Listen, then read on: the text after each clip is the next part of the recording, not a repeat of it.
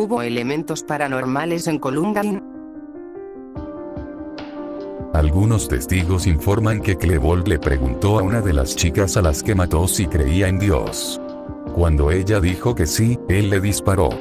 Entonces sí, muy probablemente había algún aspecto paranormal o espiritual en su psique y sus acciones.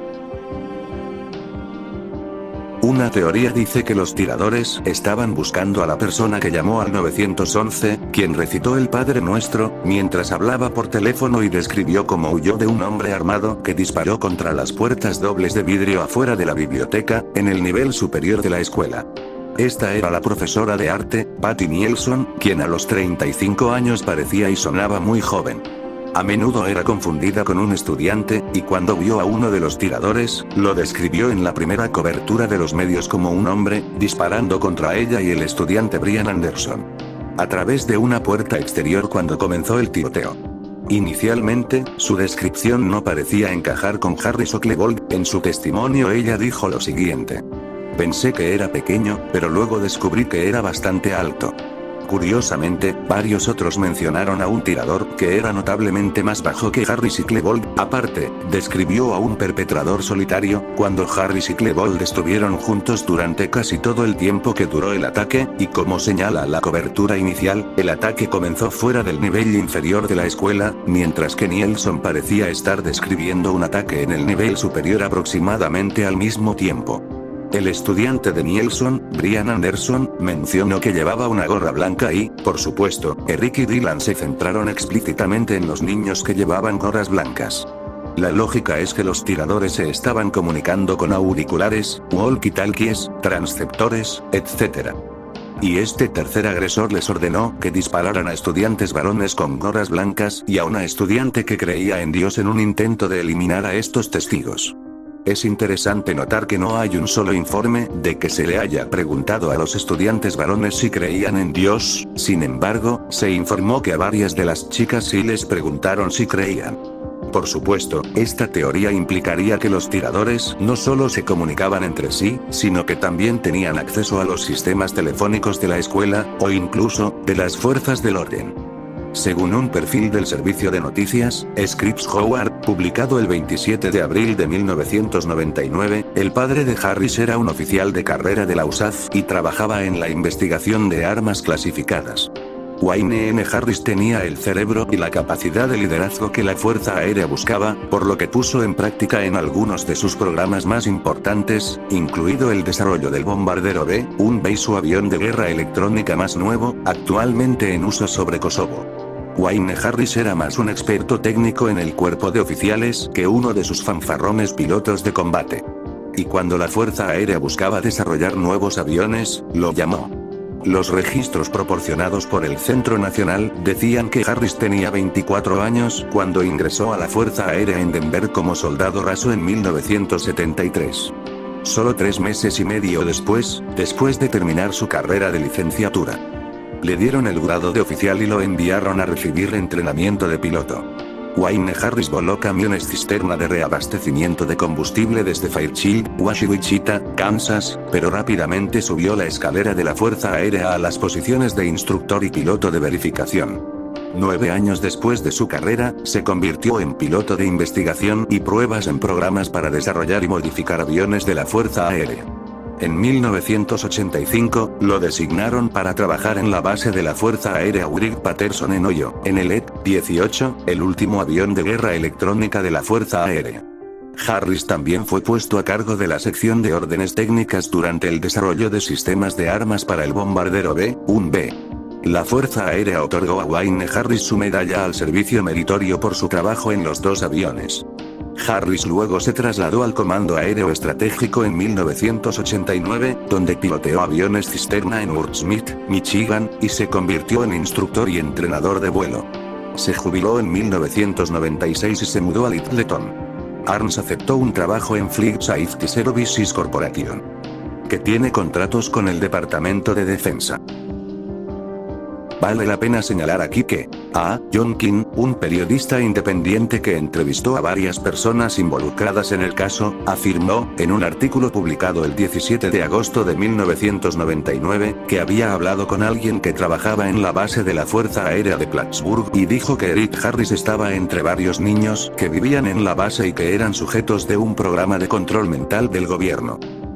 17 años después, la madre de Dylan Klebold revela un rumor local temprano que potencialmente da crédito a el reportaje de King, de The Guardian, 14 de febrero de 2016. Habíamos escuchado un rumor de que se habían encontrado materiales de entrenamiento militar sobre técnicas de lavado de cerebro en la casa de Eric Harris, lo que había reavivado nuestra creencia de que Dylan había sido otra víctima de la tragedia.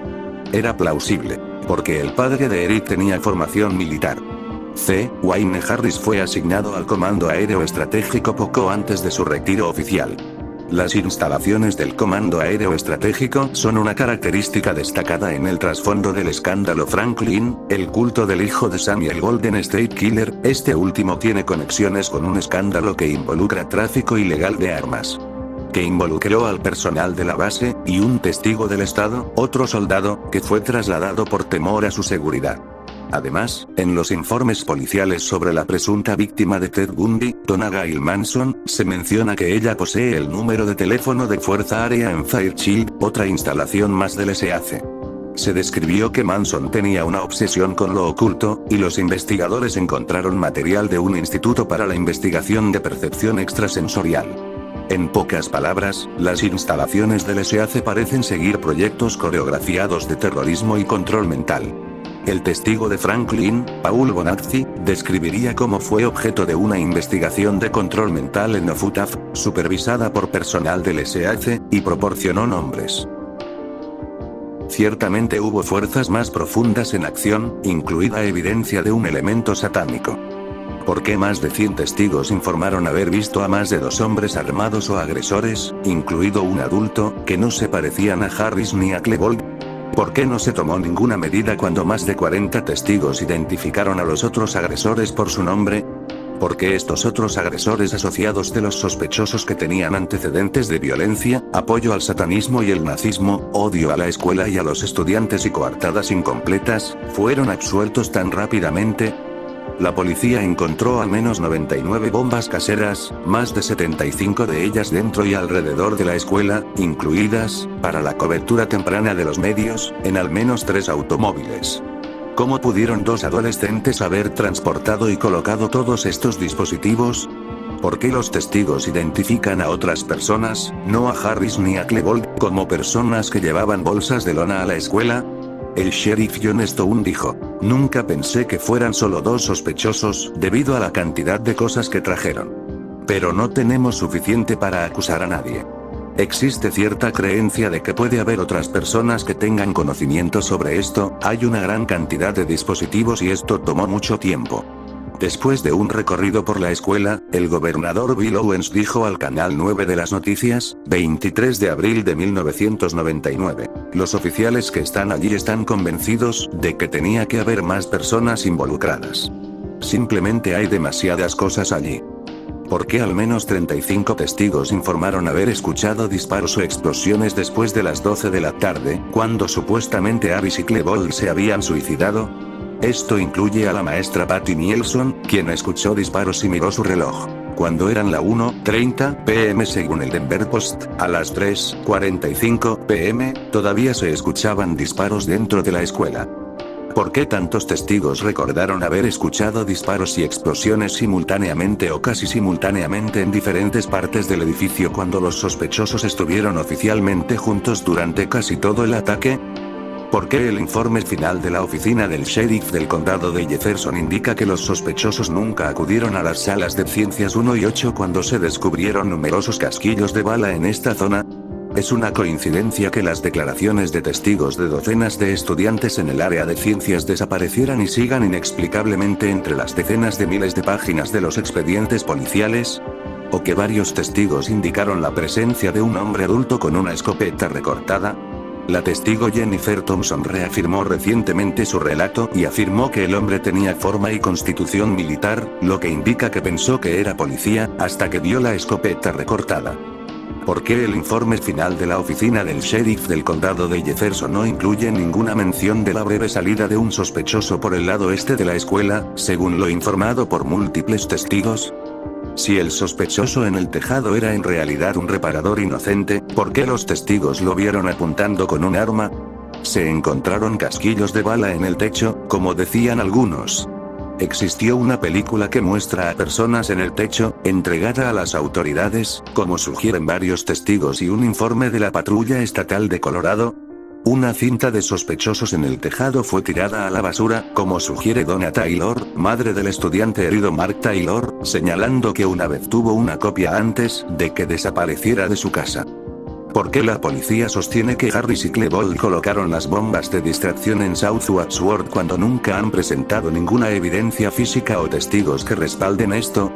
¿Por qué han ignorado a los testigos que identificaron a otro sospechoso, un asociado de la mafia de las gabardinas que tenía un historial de amenazas, se jactaba de poseer armas y supuestamente lanzó hechizos a profesores de la escuela como si huyera de una de las bombas? Al igual que con otros sospechosos de la mafia de las gabardinas, la coartada de este sospechoso era muy problemática. ¿Por qué la policía anunció que las escopetas recuperadas no tenían números de serie cuando sus números de serie aparecen en los archivos policiales?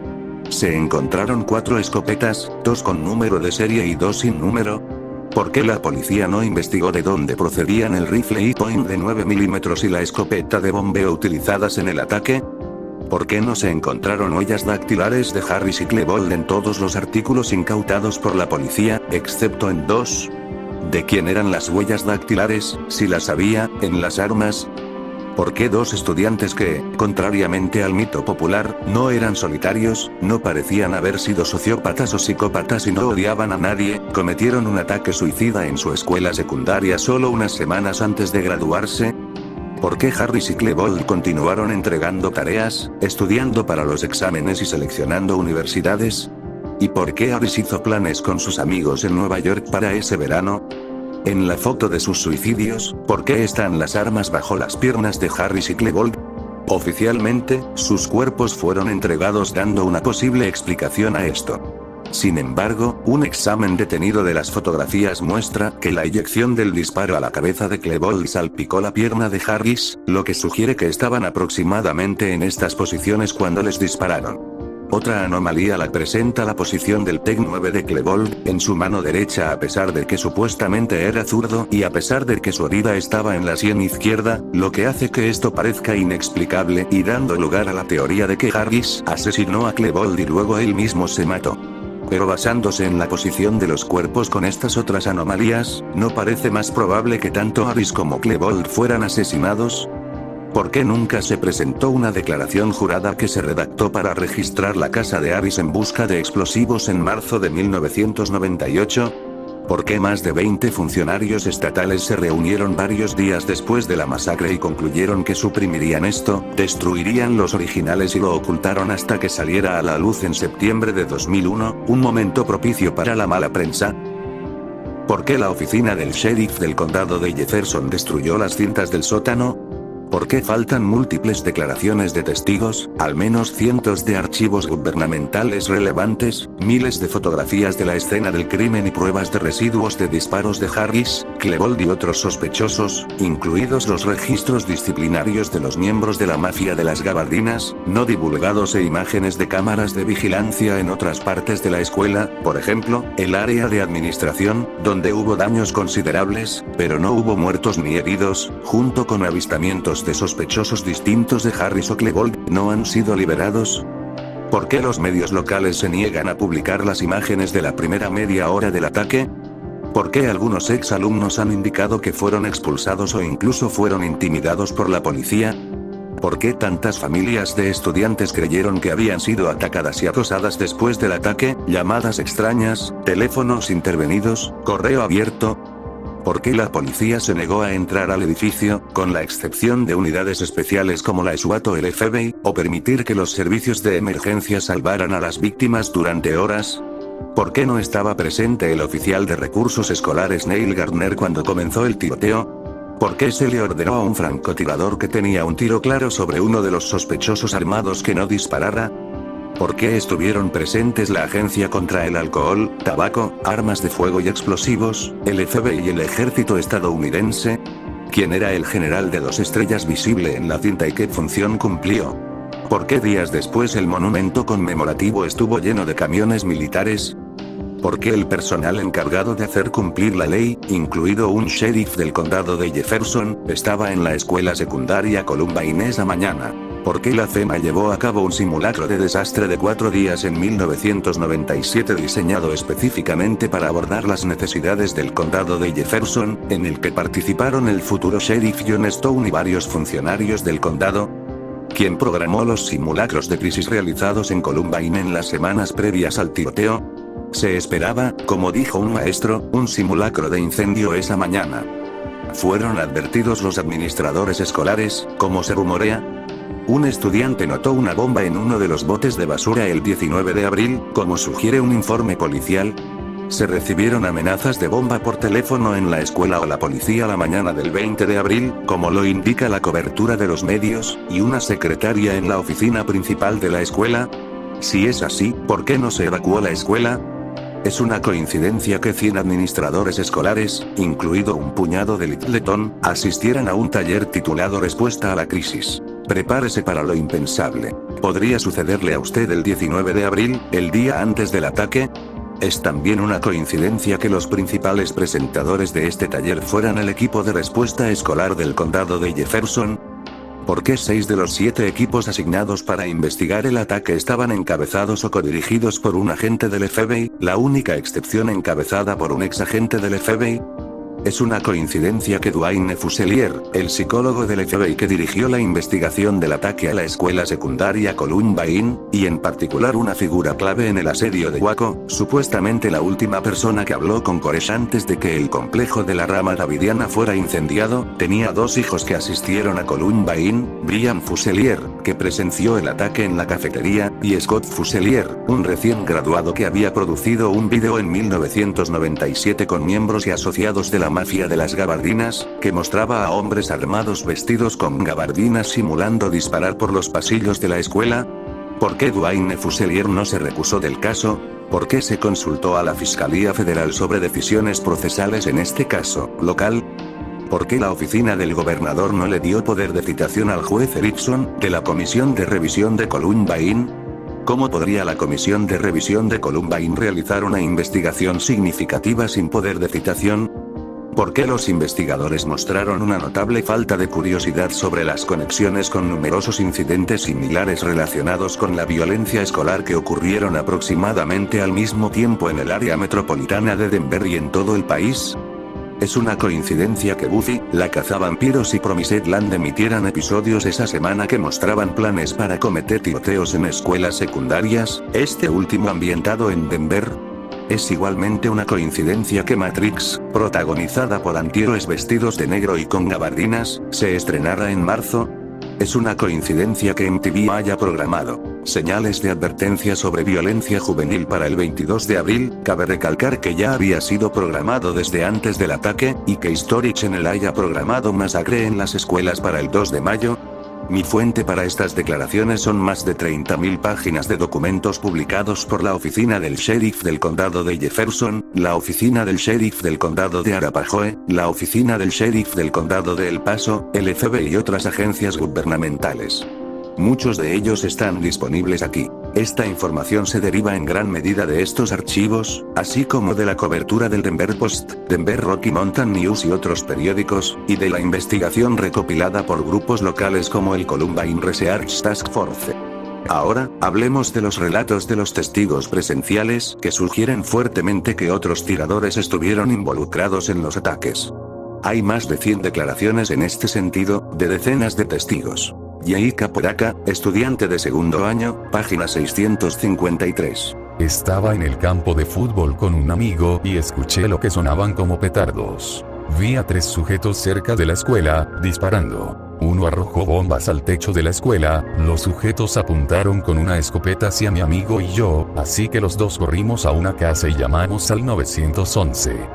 Vimos a un tirador agachado con una escopeta en Weaver Park. 2 vestían gabardinas negras, boinas negras, pantalones negros, botas militares negras, camisetas negras y portaban escopetas. Creo haberlos visto en la escuela antes, pero no los encontré en el anuario que me mostraron. El tercer sujeto tenía cabello castaño claro, vestía camiseta blanca y jeans, arrojaba bombas al techo. Logré ver explotar una. Apodaca dice haberlo visto en la escuela. En particular, justo antes de 3 hombres parece que se escribió a lápiz el número original. En la página siguiente hay varios nombres. Oles, Tadeusz Perry, Robert Sargent, Brian Stair, Joseph. Como señaló Apodaca, todos eran miembros de la mafia de las gabardinas, aunque Perry y Stair ya no estaban inscritos. Este último se graduó en 1998, mientras que Perry había abandonado los estudios el año anterior. Sin embargo, hubo testigos oculares que los ubicaron en el campus el día del incidente. Apodaca indica que ninguno de ellos eran los tiradores que vio. Apodaca, que también transmitió su relato por televisión el día de los ataques, parece haber dado un relato más detallado del día al FBI. El 28 de abril de 1999. Informe del FBI, página 2. Apodaca vio a la persona de camiseta blanca arrojar un objeto del tamaño de una lata de refresco encima de la biblioteca. Este objeto parecía metálico, ya que se veía plateado a la luz del sol.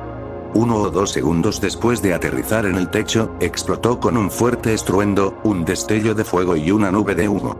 Luego arrojó un segundo objeto sobre el techo que también explotó. Después de que explotó el segundo dispositivo, la persona vestida con la gabardina negra caminó hacia el oeste desde el lado noroeste de la cafetería y disparó contra 3 estudiantes cerca de la esquina suroeste de la cafetería, con lo que Apodaca cree que era una escopeta.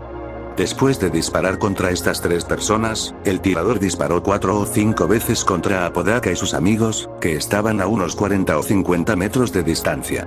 Se tiraron al suelo, y después el tirador entró a la escuela por la entrada suroeste de la cafetería. Aprovecharon para levantarse y corrieron a una casa cercana en Teller Court. Apodaca sabía quién era Eric Harris, pero nunca habló con él. Conoce a otros 2 miembros de la mafia de las gabardinas, Joe Stair, quien se graduó de la escuela secundaria Columbine el año pasado, y Chris Morris.